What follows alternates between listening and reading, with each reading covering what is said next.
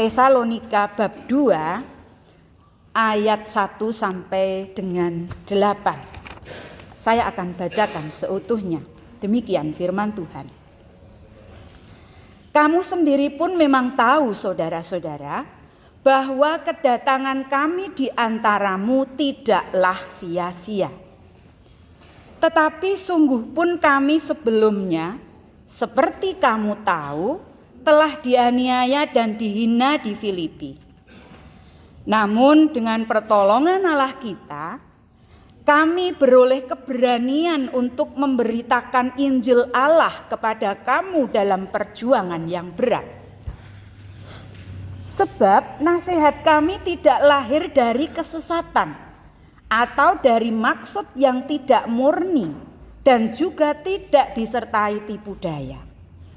Sebaliknya, karena Allah telah menganggap kami layak untuk mempercayakan Injil kepada kami, karena itulah kami berbicara, bukan untuk menyukakan manusia, melainkan untuk menyukakan Allah yang menguji hati kita.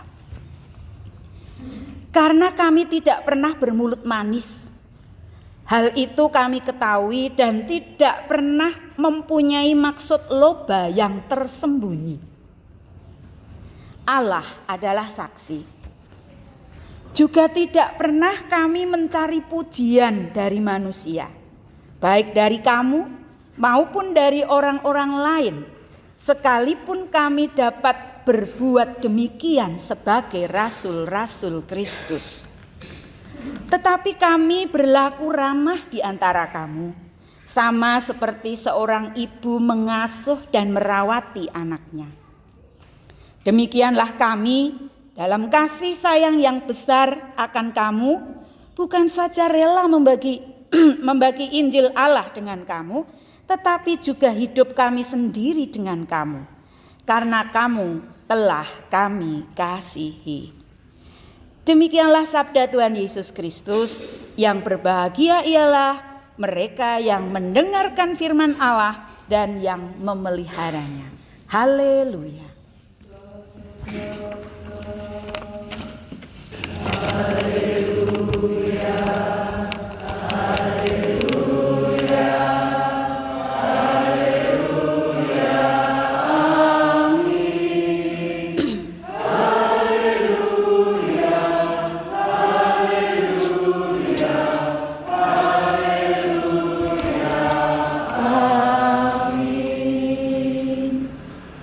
Shalom Bapak Ibu.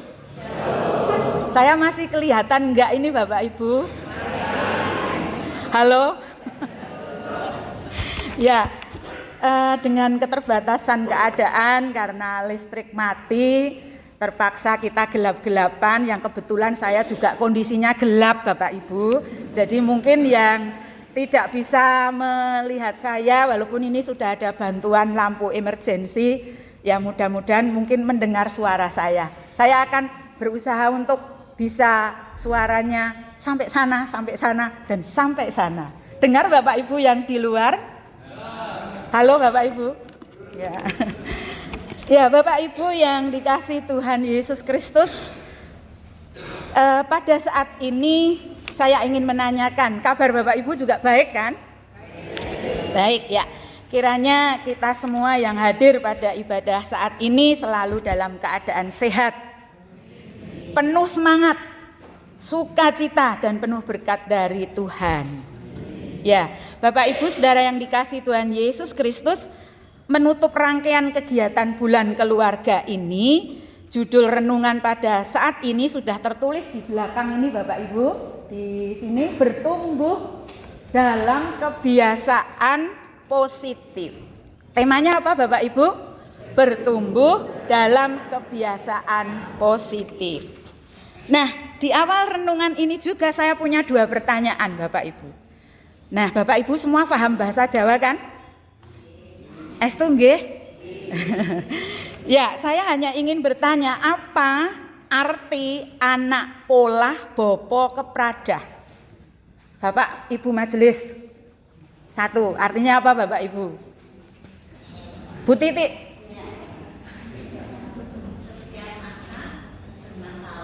Nggih.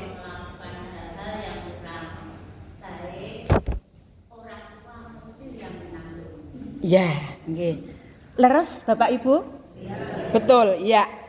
Iya Bapak Ibu, terima kasih Bu Titi yang sudah memberikan arti peribahasa Jawa tersebut, yang artinya seseorang ayah atau bapak, dalam hal ini orang tua. Puji Tuhan. Puji Tuhan. Saya jadi kelihatan nggih Bapak Ibu. Nah, sudah tertutup mimbar, saya hanya kelihatan ininya. Sekarang sudah kelihatan. Coba akan saya coba untuk cek sound sistemnya dulu. Halo Bapak Ibu, Shalom. Sudah masuk belum ini ya Mas? Oh iya. Semakin merdu nggih Bapak Ibu suara saya. Puji Tuhan. Ya, saya ulangi Bapak Ibu, terima kasih Bu Titi sudah memberikan arti dari anak polah bopo pradah, yang artinya seorang ayah atau bapak atau dalam hal ini orang tua yang menanggung resiko atau merasakan akibat dari tindakan yang telah dilakukan oleh anaknya. Nah, satu lagi pertanyaan. Pertanyaannya adalah, apa maksudnya dadi wong? Lho mau niki apa to kok dadi wong? Dadi wong. Kalau tadi dari majelis, sekarang monggo Bapak Ibu yang berkenan untuk mengartikan dadi wong. Kayak sekolah aja ini Bapak Ibu. Monggo dadi wong. Pak Luis, monggo Pak Luis. Dadi wong niku pripun Pak Luis?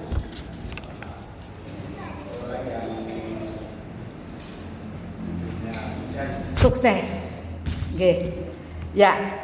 Dadi wong atau jadi orang pada dasarnya memiliki arti yang luas seperti yang tadi diungkapkan Pak Luis. Ya.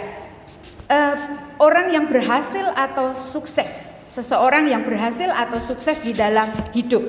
Nah, pemikiran orang Jawa mengenai dadi wong atau menjadi orang sukses merupakan konsep yang bersifat totalitas. Maksudnya, sukses baik dalam urusan kehidupan, karir misalnya, usaha, dan tentu juga mempunyai karakter yang baik, mempunyai rasa sosial yang tinggi, peduli, dan juga bisa menghargai dan menghormati sesama kita.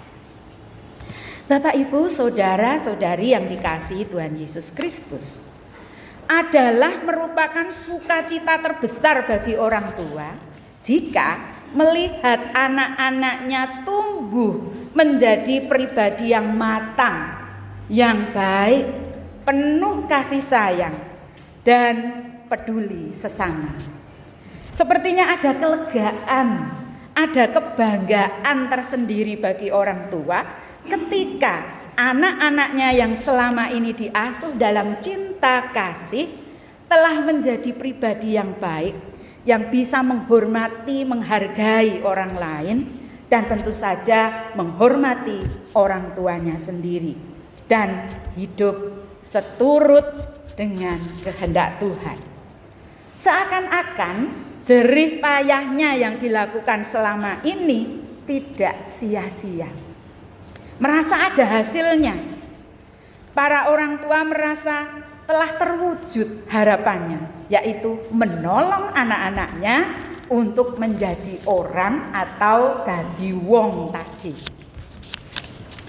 Bapak Ibu, saudara-saudari yang dikasihi Tuhan Yesus Kristus, kita harus mengakui bahwa anak-anak bisa dikatakan menjadi orang atau dadi wong tadi pastilah tidak begitu saja terjadi. Namun butuh proses. Ada proses yang panjang. Ada latar belakang peristiwa yang dialami oleh seorang anak untuk dapat terbentuk dan mempunyai cara pandang, cara bersikap dan karakter yang baik. Sebuah penggalan puisi yang berjudul Children Learn What They Like, yang artinya anak-anak belajar dari kehidupannya, yang ditulis oleh seorang konselor keluarga, Dorothy Lownolty. Berbunyi demikian, Bapak Ibu, saya bacakan puisinya. Jika anak dibesarkan dengan celaan, ia belajar memaki. Jika anak dibesarkan dengan permusuhan, ia belajar berkelahi. Jika anak dibesarkan dengan cemoohan, ia belajar rendah diri. Jika anak dibesarkan dengan hinaan, ia belajar menyesali diri. Jika anak dibesarkan dengan toleransi, ia belajar menahan diri. Jika anak dibesarkan dengan dorongan, ia belajar percaya diri. Jika anak dibesarkan dengan pujian, ia belajar menghargai. Jika anak dibesarkan dengan sebaik-baiknya perlakuan, ia belajar keadilan. Jika anak dibesarkan dengan rasa aman, ia belajar menaruh kepercayaan. Jika anak dibesarkan dengan dukungan, ia belajar menyenangi dirinya. Jika anak dibesarkan dengan kasih sayang dan persahabatan, ia belajar menemukan cinta dalam kehidupannya. Bapak, Ibu, Saudara yang dikasihi Tuhan Yesus Kristus, banyak sekali tulisan yang menyangkut pembentukan karakter dalam keluarga, dan hampir kesemuanya mengaitkannya dengan bagaimana anak-anak menerima dan mengalami sendiri karakter-karakter itu di dalam kehidupan keluarga, khususnya dalam diri orang tua mereka. Nampaknya memang seperti rumus tersendiri yang tidak boleh dilupakan, bahwa anak-anak membentuk kebiasaan positif berawal dari rumah dan sikap orang tua mereka. Sehingga kita tidak boleh bermimpi anak-anak memiliki kebiasaan baik jika kebiasaan itu tidak dicontohkan, tidak diteladankan, dan tidak diajarkan oleh orang tua mereka. Tapi saya yakin orang tua di sini di Gereja Kristen Jawa Klaten semua sudah memberikan teladan, contoh yang baik kepada anak-anaknya. Namun sayangnya Bapak Ibu Saudara yang dikasihi Tuhan, zaman sekarang ini kebanyakan orang tua itu bekerja di luar rumah. Saya sendiri juga demikian. Karena apa? Karena ya tuntutan dari kebutuhan keluarga dan juga karir dari seorang bapak ataupun ibu, dan terpaksa meninggalkan ataupun tidak bisa mendampingi orang tua. Mendampingi anak-anaknya. Kondisi ini mengakibatkan orang tua kurang memperhatikan kepada anak. Ketika anak kurang mendapatkan perhatian dan panduan yang jelas, anak-anak dapat saja menganggap tayangan-tayangan yang ditontonnya sebagai cara yang benar yang bisa dilakukan. Ada orang yang mengatakan bahwa YouTube dan TikTok menjadi guru yang setia menemani anak-anak 24 jam. Padahal apa yang dilihat mereka itu belum tentu benar.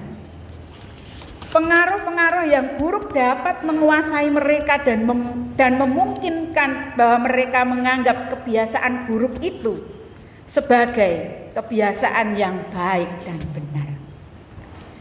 Jika kondisi ini dibiarkan, Bapak Ibu, sangat mungkin peribahasa anak pola bobo kepradah itu tadi terjadi.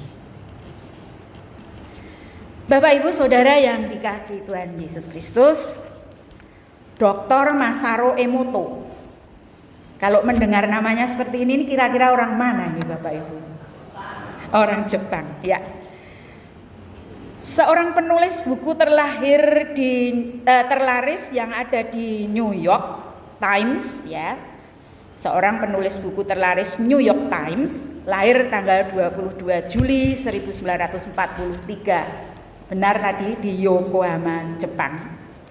Dalam penelitiannya menunjukkan bahwa pikiran, kata-kata, emosi, doa, dan musik memiliki efek langsung pada pembentukan kristal air.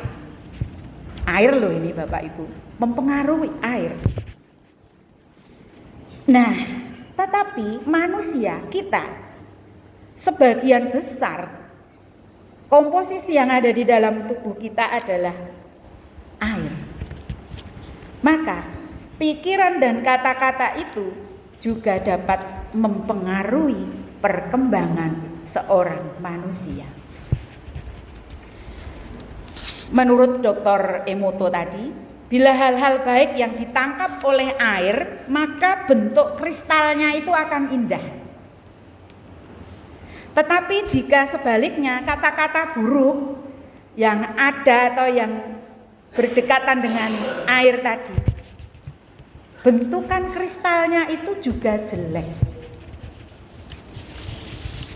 Nah, Bapak Ibu, saudara-saudari yang dikasihi Tuhan Yesus Kristus, jika air saja dapat dipengaruhi oleh kata-kata atau suara-suara yang ada di sekitarnya, demikian juga dengan manusia, sebab 70% tubuh manusia terdiri dari air.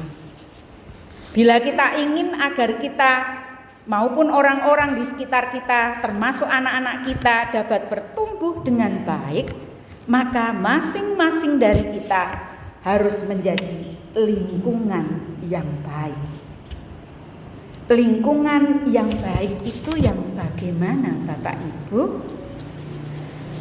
Lingkungan yang baik yang pertama adalah lingkungan yang perkataan dan nasihat, atau lingkungan dengan perkataan dan nasihat yang membangun. Perkataan dan nasihat yang kita sampaikan haruslah perkataan yang membangun dan memotivasi mereka. Dalam hal ini anak-anak mereka. Dan bukanlah perkataan yang menyakiti, bukan perkataan yang mengulang-ulang kesalahan atau bahkan memarahi, sehingga membuat mereka itu terluka, membuat mereka itu menjadi takut dan bahkan bisa mungkin menjauh dari kita. Mereka dalam hal ini tadi sudah saya katakan adalah anak-anak kita dan mungkin juga orang-orang di sekitar kita. Kebiasaan mempraktekkan keramahan melalui 5S. Apa Bapak Ibu 5S? Sapa, salam, senyum. Saya sudah senyum ya Bapak Ibu. Senyum, sopan dan santun. Sapa, salam, senyum, sopan dan santun. Kebiasaan itu akan membuat semua bertumbuh dengan baik. Seperti halnya Paulus ketika menasihati jemaat di Tesalonika, ia bersikap ramah layaknya seorang ibu yang mengasuh dan merawat anaknya. Demikian pula kita diundang untuk dapat bersikap ramah dalam mengasuh dan merawat anggota keluarga kita maupun juga sesama anggota gereja atau saudara-saudara kita seiman. Lingkungan yang kedua adalah lingkungan yang berdasarkan dengan kasih sayang. Sikap ramah yang diteladankan Paulus didasari oleh kasih sayangnya terhadap jemaat, seperti yang disampaikan dalam ayat 8. Demikianlah kami dalam kasih sayang yang besar akan kamu, bukan saja rela membagi Injil Allah dengan kamu, tetapi juga hidup kami sendiri dengan kamu, karena kamu telah kami kasihi. Dalam terjemahan bahasa Jawa 2006 lebih masuk begitu di hati. Kaya mangkono anggonku padha nelakake gedene katresnanku marang kowe kabeh. Ora mung kalawan rila anggonku padha menehi Injiling Allah marang kowe, nanging uga uripku pisan jalaran kowe kabeh padha tak tresnani. Nah, Bapak Ibu yang dikasih Tuhan, pengalaman akan kasih Allah dalam hidupnya itulah yang membuat Paulus dapat mengasihi. Paulus telah dipengaruhi oleh kasih dan kebaikan Tuhan, sehingga Paulus menjadi pribadi yang baik. Apa yang dialami oleh Paulus semestinya juga kita alami. Sebagai orang Kristen, orang percaya, kita pasti mengalami kasih Allah dan kebaikan Allah di dalam hidup kita. Dan kita bisa menjadi baik dan terbiasa melakukan kebiasaan yang baik karena Allah telah mempengaruhi kita dengan kasih-Nya. Dengan demikian, kita juga diminta untuk membawa pengaruh yang baik kepada orang-orang di sekitar kita dengan mempraktekkan kasih sayang tersebut. Kebiasaan mengasihi dalam bentuk berbagi kepada sesama, kebiasaan mengasihi dengan berkata yang baik dan yang memotivasi, hal itulah akan memberi dampak positif bagi sesama kita. Yang ketiga, Bapak Ibu Saudara yang dikasihi Tuhan Yesus Kristus, lingkungan yang hidup berpusat pada Allah. Artinya kehidupan doa. Kehidupan doa Pauluslah yang membuat Paulus dapat memahami bahwa pelayanan yang dilakukan atas perkenan Tuhan, kebiasaan berelasi dengan Tuhan melalui doa-doa, membuat ia dapat melihat dan mengalami pertolongan Tuhan ketika ia memberitakan Injil. Paulus memberikan teladan bagi kita agar kita dapat bertumbuh dan berbuah sesuai kehendak Tuhan melalui kebiasaan berdoa. Doa membuat kita dimampukan Tuhan untuk mengenal kehendak-Nya dan tetap setia menjalani kehidupan ini apapun tantangannya.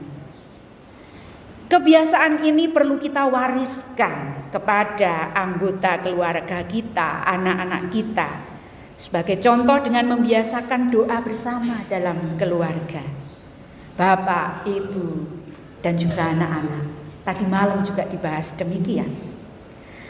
Dengan demikian mereka, dalam hal ini anak-anak kita, diharapkan menjadi pribadi-pribadi yang berkenan kepada Allah.